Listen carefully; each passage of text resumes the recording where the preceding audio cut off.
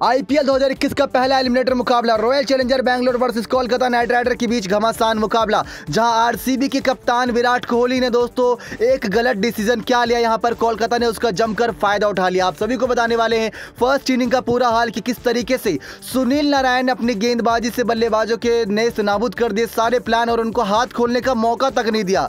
मतलब Glenn Maxwell जैसा खिलाड़ी जिसने इस सीजन 500 से ज़्यादा रन बनाए, उनको बल्लेबाजी में इतनी बुरी तरीके से मात खानी पड़ी आज सुनील नारायण के होते हुए, जहां पर दोस्तों काबिल तारीफ वाला काम किया कप्तान मॉर्गन ने भी, क्योंकि जिस तरीके से इस तेज गति की पिच पर धीमी गति के गेंदबाजों का इस्तेमाल किया, जहां गेंद टच से मस नहीं हो रही थी, बिल्कुल भी टर्न नहीं हो रही थी, वहां पर दोस्तों बड़ी ही शानदार गेंदबाजी करी सुनील नारायण, शाकिब अल हसन और वरुण चक्रवर्ती ने। फर्स्ट इनिंग का पूरा हाल आपको बता दें किस तरीके से यहाँ एलिमिनेटर के इस मुकाबले में रॉयल चैलेंजर बैंगलोर की बल्लेबाजों को परेशान किया सुनील नारायण ने, कितनी कैच छूटी, किस तरीके से मैच बना, रनआउट शुरुआत में 3 ओवर के अंदर कैसे छोड़े थे, सारी जानकारी देंगे। लेकिन अभी तक आपने चैनल सब्सक्राइब नहीं किया तो जल्द से जल्द चैनल सब्सक्राइब कर दीजिए ताकि आप ऐसे ही लेटेस्ट अपडेट पा सकें।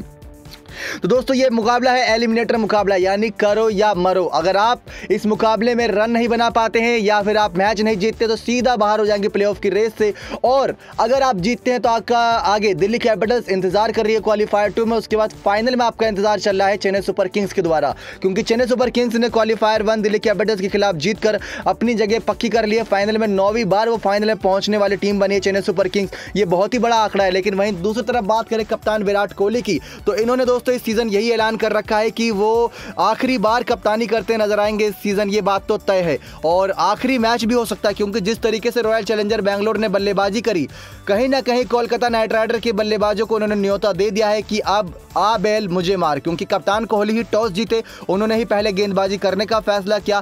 केकेआर ने जिस तरीके से गेंदबाजी करी उस तरीके से गेंदबाजी शायद ही दोस्तों बैंगलोर कर पाए, क्योंकि शाहबाज अहमद, युजवेंद्र चहल है, लेकिन शायद आरसीबी रोक पाए अब केकेआर को। चलिए दोस्तों आपको बताते हैं क्या कुछ मैदान पर घटा। टॉस जब हुआ तो दोनों कप्तानों पर निगाहें थी, क्योंकि प्लेइंग 11 में 2 बड़े नामों को सुनना चाहते थे। एक तो आरसीबी की तरफ से काइली जेमिसन को सुनना चाहते थे, दूसरा केकेआर की तरफ से आंद्रे रसल का नाम सुनना चाहते थे, लेकिन दोनों ही नाम नहीं सुनने को मिले।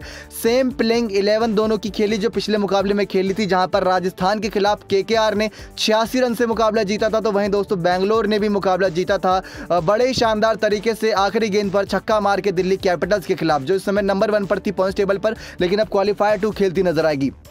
तो दोनों ही टीमें बड़े ही शानदार तरीके से क्वालिफाई करके प्लेऑफ की रेस तक पहुंची, जहां केकेआर की प्लेइंग 11 बड़ी मजबूत, आरसीबी की प्लेइंग 11 बड़ी मजबूत देखने को मिली। अब बात करें यहां पर कप्तान कोहली की बड़ी गलती के बारे में। रॉयल चैलेंजर बैंगलोर के कप्तान ने टॉस जीता, ये पहले बल्लेबाजी करने का फैसला किए। कप्तान मॉर्गन ने कहा कि मैं तो गेंदबाजी करके बल्कि खुश हूं, मैं तो चाहता ही था मैं गेंदबाजी करूं। तो कहीं ना कहीं जो चीज चाहते थे मॉर्गन, उनको वो मिल गई, कप्तान कोहली जो चाहते थे उनको वो मिल गया। तो शारजाह के इस क्रिकेट स्टेडियम पर शुरू होता है मुकाबला, जहां पहला ओवर डालते हैं दोस्तों शाकिब अल हसन। पहले ओवर में वो सिर्फ 7 रन देते हैं, उसके बाद अगला ओवर डालते हैं शिवम मावी। अलग अलग गेंदबाजों को आजमाते हैं पावर प्ले के अंदर ही कप्तान मॉर्गन, जहां पहला विकेट हासिल करने के लिए काफी मेहनत मशक्कत करनी पड़ी मॉर्गन को, क्योंकि शुरुआती 5 ओवर के अंदर 49 रन जड़ दिए थे आरसीबी के कप्तान विराट कोहली और देवदत्त पडिक्कल ने मिलकर।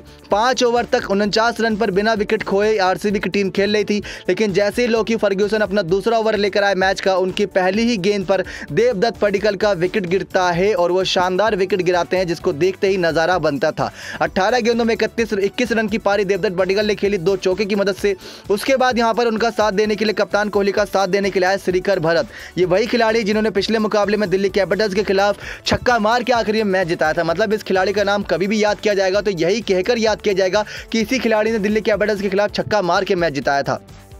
श्रीकर भरत ने 16 गेंदों में 9 रन बनाए। सुनील नारायण ने दोस्तों विकेट लिया। मतलब मिडिल ओवर में जो कहते हैं रन बरसेंगे, वहां पर तो रन बरसे ही नहीं।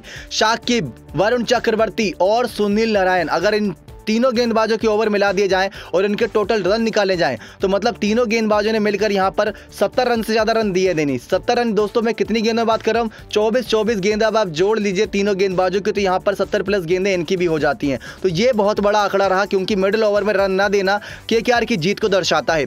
प्लस श्रीकर भरत 9 रन बनाकर आउट हुए, वो भी 16 गेंदों में। 56 का इनका स्ट्राइक रेट था। ये सिर्फ हाल श्रीकर भरत का नहीं, बल्कि कप्तान Kohli, Glenn Maxwell, AB de Villiers, Shahbaz Ahmed, जितने बल्लेबाज सबका ऐसी रहा।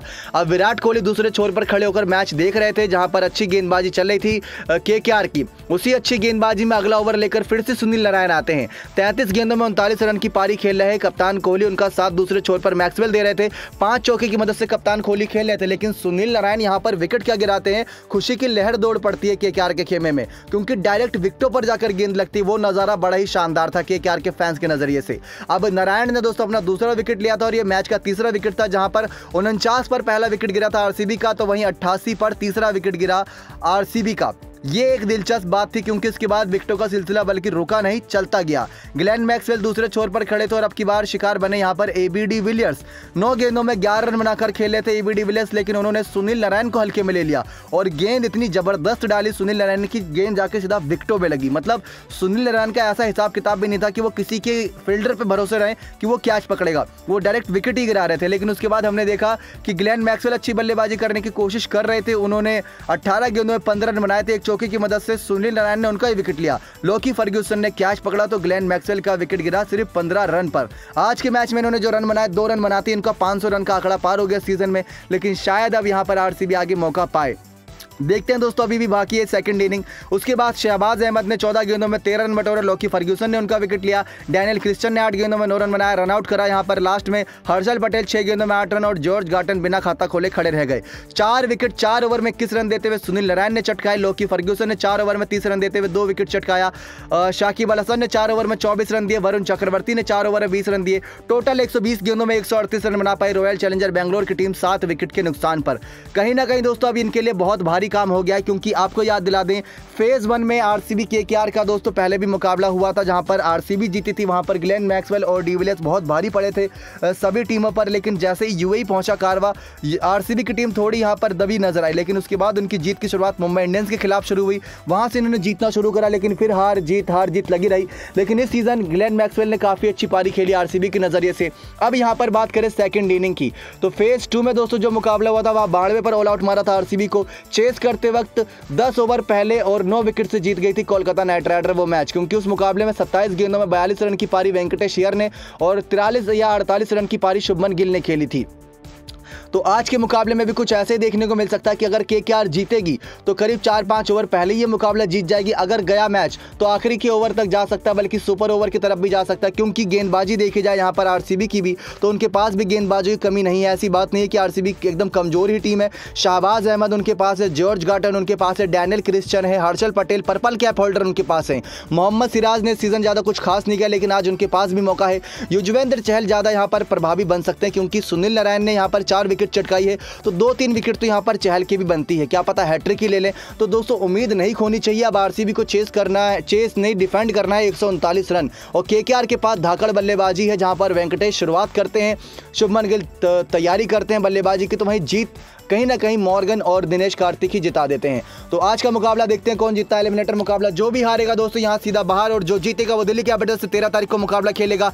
15 को है आईपीएल का फाइनल, लेकिन कौन सी टीम पहुंचेगी फाइनल में, आज के मुकाबले से तस्वीरें काफी साफ होती नजर आएंगी। 139 चेस करना है केकेआर को 120 गेंदों में। आरसीबी की गेंदबाजी देखते हैं क्या होता है क्या नहीं। नेक्स्ट 9 स्पोर्ट्स की रिपोर्ट।